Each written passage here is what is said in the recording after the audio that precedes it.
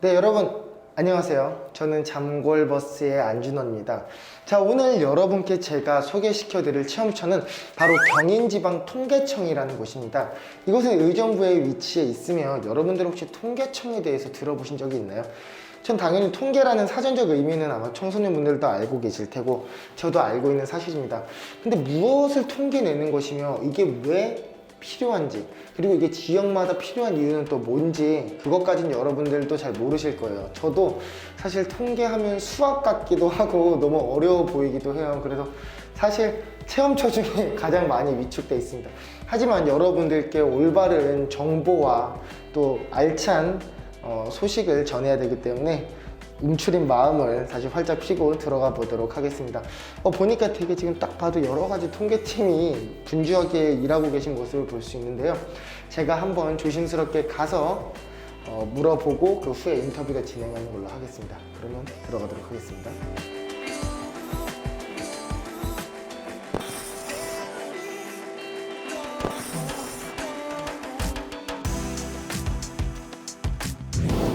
네, 저는 지금 통계청 소장님과 함께하고 계신데, 안녕하세요, 소장님. 아유, 안녕하세요. 네, 안녕하십니까. 소장님 자기소개 한 번만 가볍게 제가 부탁드리도록 네. 하겠습니다. 저는 그 경인지방통계청 의정부 사무소 소장 손배환입니다. 반갑습니다. 네, 오늘 이렇게 어려운 시간 내주셔서 정말 감사합니다. 먼저 제가 이곳에 들어왔는데 저 또한 통계에 대한 사전적 의미는 알지만 이게 통계청이 뭐 하는 곳인지 또 어떤 걸 하는 곳인지는 저 포함해서 청소년분들이 잘 모를 것 같아요. 그래서 소장님께서 통계청은 무엇을 하는 곳이라는 걸 가볍게 설명해 주시면 너무 감사드리겠습니다. 네. 저희 통계청은요, 국가 통계를 내는 그 기관입니다. 국가 통계라고 하면은 이제 산업에 관련되는 부분도 있고, 또 사회, 가구에 관련되는 부분도 있고, 그리고 농업에 관련되는 부분도 있습니다. 이 세 가지를 역점으로 해서 통계를 작성하는 기관입니다. 그럼 통계를 내는 거에 대해서는 당연히 통계를 내야지 그 다음에 어떤 일이나 뭐 대비를 하거나 이럴 때 꼭 필요한 분야라고 생각이 드는데, 여기 보니까 조사행정팀을 포함해서 경제통계팀도 있고 옆에서 보니까 농업통계팀, 이런 통계팀이 뭔가 이렇게 분야별로 구분이 되어 있는 것 같은데 어떤 팀들이 있는지도 제가 한번 여쭤봐도 될까요? 네. 저희 의정부 사무소는요, 네. 그 조사행정팀을 비롯해서 경제통계팀, 그리고 사회통계팀, 농업통계팀, 이렇게 4개의 팀으로 구성되어 있습니다. 그 각 팀별로 업무 담당하는 업무는 네. 약간 좀 다르지만은, 네. 조사행정팀은 우리 조직의 기관을 좀 이끌어 나가는 이런 역할을 한다고 보시면 되고요. 그리고 경제통계팀은 이제 산업, 우리나라의 경제 부분, 뭐 사업체 쪽에 그 통계를 낸다던가, 소비자 물가 통계를 낸다던가, 일단 산업 부분에 그 통계를 내는 실질적으로 내는 그 부서고, 그리고 사회통계팀은 가구 부분에 그 실업자라던가, 그리고 뭐 취업률, 가구당 그 네. 수입과 지출 부분이 뭐 어떤 네. 쪽으로 많이 지출되고 어떤 쪽에서 많이 수입이 되는지 네. 이런 거를 나는 부서고, 농업팀은 농업에 관련되는 통계를 작성하는 부서인데요. 작물별 생산량이라든가 우리나라에 어떤 작물이 얼만큼 심어져 있는지 이런 거를 기초적인 통계를 작성하는 부서입니다. 그럼 이제 경제통계팀은 말 그대로 사업체나 아니면 이런 여러 가지 직군이 해당되는 경제에 관한 거에 통계를 내는 분야고, 사회통계팀은 예를 들어서 실업률이라든지 취업률이라든지 말 그대로 가구당에 대한 통계를 내는 것이고, 그렇습니다. 또 농업은 말 그대로 여러분들이 아는 그대로 작물이라든지 지금 우리나라에서 어떤 작물들이 많이 심어지거나 나가고 있는지에 대해 통계를 내는 거군요. 네, 그럼 그렇습니다. 궁금한 게 경인지방통계청이라고 있는데, 그럼 이곳은 말 그대로 경인지방, 즉 의정부 지방만 통계를 내는 건가요? 아니면은 그거 말고도 여러 가지, 아까도 국가적으로 통계를 내는 곳이라고 소장님께서 말씀하셔서 그 부분도 좀 궁금해서 여쭤볼게요. 네, 저희 통계청은 대전에 본청이 있고요. 각 그 지방 그 17개 광역 시도별로 권역이 있어요. 권역이 있으면서 그 나름대로 그 권역별로 통계를 조사를 하는데, 경인지방통계청은 네. 수도권 지역에 서울, 인천, 경기 지역에 통계를 작성하는 부서입니다. 수도권 지역이라고 하면 서울과 인천, 경기도를 얘기하는 네, 부분인데, 그렇습니다. 관할 안에서는 그 수도권 지역을 통계를 낸다고 생각하면 됩니다.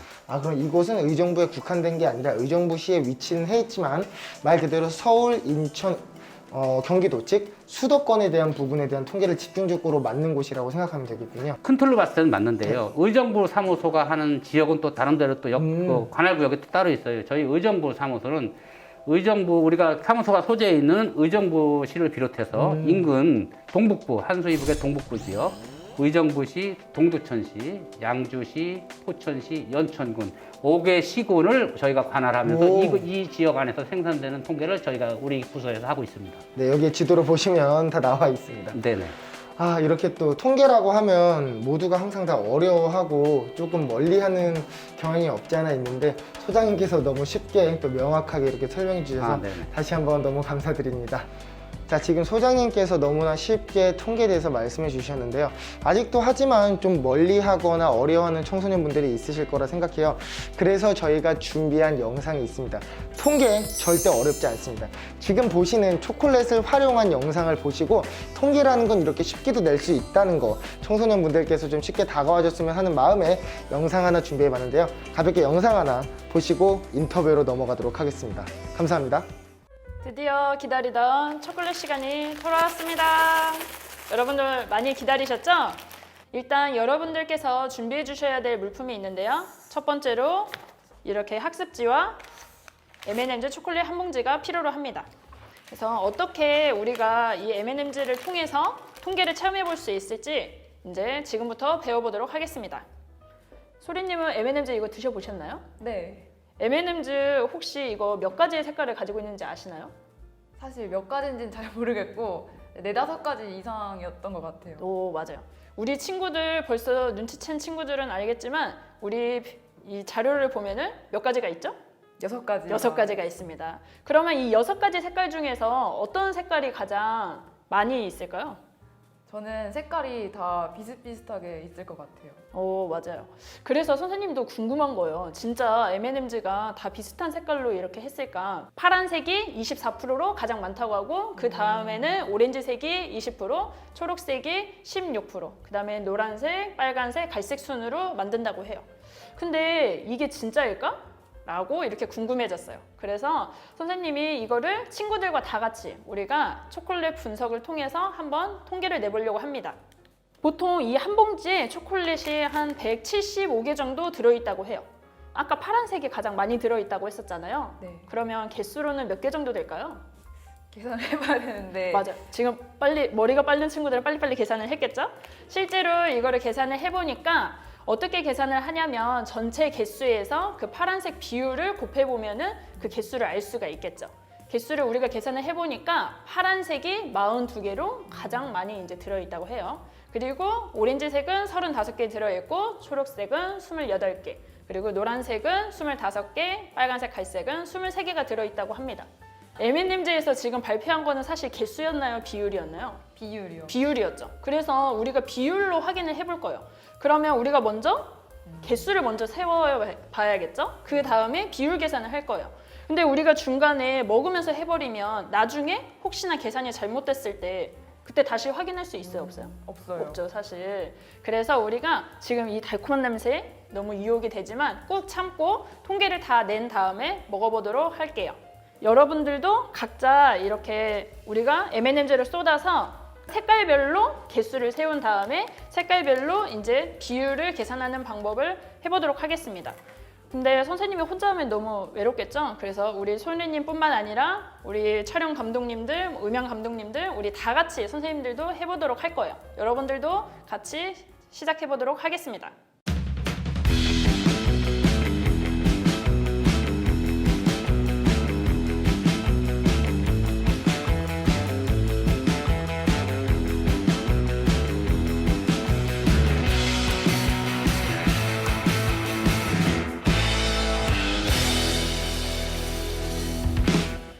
여러분들 다 세어보셨나요? 선생님도 다 소리님이랑 같이 세어봤어요. 소리님은 무슨 색깔이 가장 많이 나오셨어요? 저는 파란색이 제일 많이 나왔어요. 오, 파란색이 그러면은 몇 개나 나오셨나요? 35개가 35개 나오셨어요. 그럼 비율은 구하셨을 때 몇 프로 정도 됐을까요? 비율이 딱 20%. 오, 20% 됐어요? 근데 아까 우리 M&M's에서 발표했던 거는 몇 프로였죠? 처음에 M&M's 회사에서 발표했던 파란색의 비율은 24%로 가장 많다고 했어요. 근데 그래도 소리님은 좀 개수가 다르긴 하더라도 좀 비슷한 비율로 파란색이 그래도 가장 많이 나왔다고 하셨는데 선생님은 오렌지색이랑 초록색이 동일하게 36개로 가장 많이 나왔어요. 근데 다른 친구들 보니까 뭐 초록색이랑 오렌지색이 똑같이 같이 많이 나온 친구도 있고 초록색이 48개나 나온 친구도 있어요. 어떤 친구들은 오렌지색이 45개나 나온 친구도 있고 이렇게 저희가 8명의 친구한테 이렇게 한 거를 한번 다 합쳐서 B 그래프를 그려보도록 할게요. 사실 통계는 조사를 한 다음에 그냥 내가 관심 있는 거를 조사했으니까 관심 있는 사람이 알아서 보세요 이렇게 하는 게 아니라 내가 조사한 걸 가지고 사람들이 한눈에 알아보기 쉽게 표현을 한 게 통계이거든요. 사실 이 표도 숫자로만 이렇게 돼 있으니까 우리가 한눈에 알아보기 쉽지가 않잖아요. 그래서 이거를 좀 더 알아보기 쉽게 도표로 그려봤습니다. 어때요? 좀 더 한눈에 알아보기 쉽지 않나요? 맨 위에가 M&M's 회사에서 발표한 비율이고 두 번째는 이제 선생님이 8명 친구들과 같이 함께 해보았다고 했잖아요. 그 친구들 거를 한 번 더 같이 모아봤어요. 어떤 색이 가장 많이 있는 걸로 보이세요? 바로 초록색입니다. 네. 초록색이 21.3%로 가장 많이 나왔다고 해요. 그 다음에 오렌지색이 20.8%, 그 다음에 파란색이 17%로 이런 순으로 나왔다고 해요. 근데 그러면은 우리 위에 있는 M&M's 표랑 비교했을 때 어때요? 지금 똑같나요? 달라요. 좀 다르죠? 네. 근데 왜 이렇게 다를까요? 저희가 8개를 까본 거잖아요. 근데 M&M's에서 전 세계적으로 판매하는 봉지 수는 엄청 많을 거고 그래서 그걸 다 통계를 내면은 저 값에 더 비슷해질 것 같아요. 맞아요. 소리님께서 정확히 말씀해 주셨는데 선생님이 다시 한번 정리해 보도록 할게요. 사실 M&M's 회사에서 발표한 비율은 M&M's 회사에서 만든 전체 초콜릿 개수겠죠. 전체를 다 조사하는 거를 통계 용어로는 전수조사라고 합니다. 근데 우리가 실제로 M&M's 회사 공장에 가서 다 세워볼 수 없으니 이 한 봉지를 표본이라고 하고 표본 조사를 실시를 해본 겁니다. M&M's 회사에서 만든 것보다도 적은 표본을 가지고 조사를 하다 보니까 아무래도 M&M's 회사에서 발표한 비율이랑은 조금 다른 게 있었겠죠? 그래서 오늘 우리가 이렇게 초콜릿 체험을 통해서 표본과 모집단 아니면 표본 조사나 전수 조사 이거에 대해서 배워보는 시간을 가졌는데요. 어떠셨나요? 전 이렇게 M&M's 이런 거는 되게 일상 속에서도 이렇게 먹고 하는 거잖아요. 되게 친근한 건데 이런 걸로 통계를 배워보니까 되게 잘 와닿았던 것 같고 통계가 좀 더 재미있게 느껴졌던 것 같아요. 네, 다행입니다. 우리 친구들에게도 이 시간이 좀 더 즐거웠으면 좋겠는데요. 그래도 이 시간까지 초콜릿 먹지 않고 꼭 참아주고 이렇게 활동을 잘 해줘서 너무 고마워요. 안녕하세요. 안녕하세요. 네, 여러분들 갑자기 소장님이 나오시다가 또 이렇게 미모의 또 선생님이 나오셔서 여러분들 놀라셨을 수도 있어요. 자, 오늘은 기본적인 여기 기관에 대한 소개와 여러분들이 궁금해하실 만한 인터뷰 소개 선생님들이 오늘은 특별히 따로따로인데 간단하게 또 자기소개 조금 해주시면 감사드리겠습니다.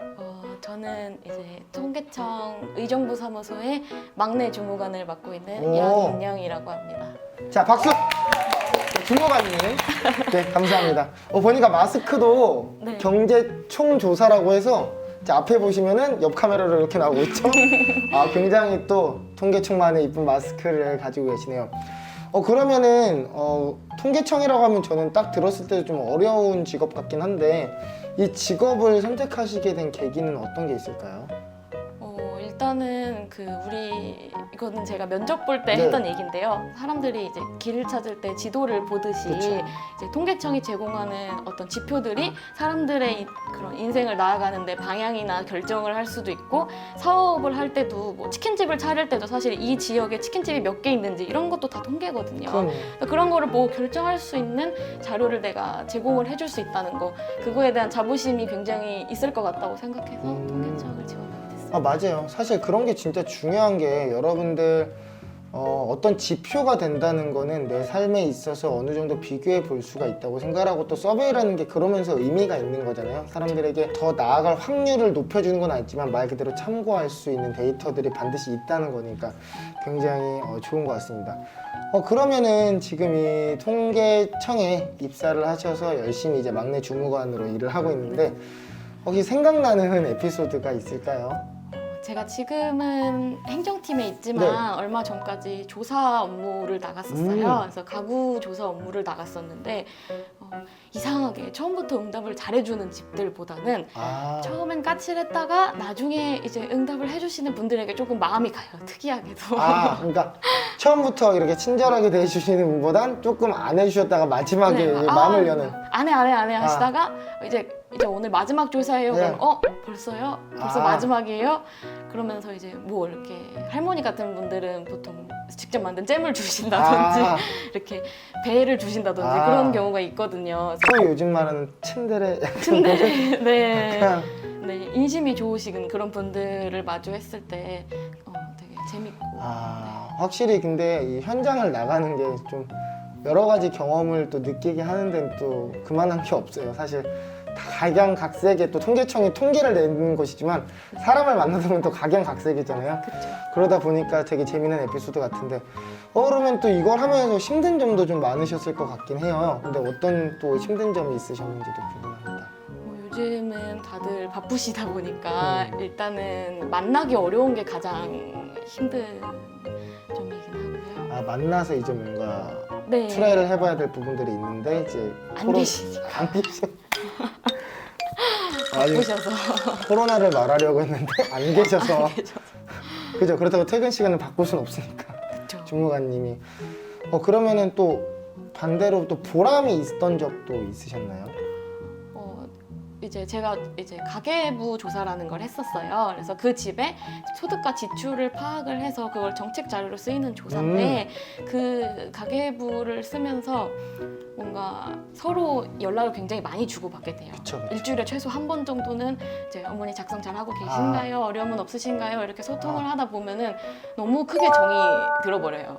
그쵸. 네, 그랬을 때 이제 마지막에 이제 가계부를 회수하러 갔을 때 처음에는 너무 부담스러웠는데 이 통계 작성하는 게 너무 즐겁고 내가 뭔가 할 수 있는 일이 생긴 것 같아서 보람차다라고 말씀해 주셨을 때 그때 되게 기뻤던 것 같습니다. 예, 확실히 이렇게 이 일을 하면서 직종들은 다 다르지만 보람을 느끼는 부분들은 사실 리액션인 것 같아요. 액션이 아니라 그 사람이 나의 어떤 액션으로 인해서 그 사람이 도움을 받았다거나 행복해졌다고 나한테 연락이 오면 그거만큼 좋은 훈장은 없는 것 같아요. 그러면은 또 이 직업을 선택하려고 하는 청소년들이 또 있을 수도 있잖아요. 또 있을 거고. 그러면 요거 하나만큼은 꼭 알고 준비해라. 즉 너네가 뭘 좋아한다면, 어떤 분야를 좋아한다면 이 직업에 맞을 수도 있을 것이다. 뭐 이런 게 있으면 뭐가 있을까요? 저희는 그 출장이 굉장히 많은 네. 직종이에요. 그래서 일주일에 많으면은 3번, 4번 나갈 때도 있어요. 그래서 일단은 가만히 앉아 있는 것보다 나가는 걸 좋아하셔야 될 것 같고, 그다음에 뭐 가구 업무도 그렇고 사업체도 그렇고 농업 업무도 그렇지만 다 사람을 만나야 돼요. 네. 그래서 사람을 좋아하는 MBTI로 따지면 2로 시작하는 아. 분들 그런 분들이 해주셔야 적성에 맞을 것 같다. 전대. 한번 해보시죠. 근데 이건 좀 되게 특이한 것 같아요. 왜냐면 저 통계청 하면은 뭐 수학을 잘한다든지 아니면 뭔가 계산적이라든지 아니면 실수하는 걸 용납하지 않는 사람 이게 나올 줄 알았는데 갑자기 사람을 좋아해야 되고 체력이 돼야 되고 앉아서 하는 일보다는 밖으로 나가야 되고 그냥 깜짝 놀란 게 여기 너무 조용해가지고 원래 저렇게 조용히 다 일을 하시는 공간이구나 했는데 그게 아니라 다 나가신 거군요 지금. 이건 기본으로 이제 수학은 잘해야 네. 하지만 네. 이제 그 부수적으로 네, 더 추가로 부수적으로. 필요한 것은 통계청이라고 해서 앉아서 업무만 볼 거라고 생각해서 준비를 하면은 갔을 때 좀 안 맞을 수도 있다. 네. 뭐 소극적이고 너무나 내성적이면 좀 더 적극적으로 좀 바뀌려고 노력을 하는 게 좋을 것 같다. 이런 말씀이에요. 네 맞습니다.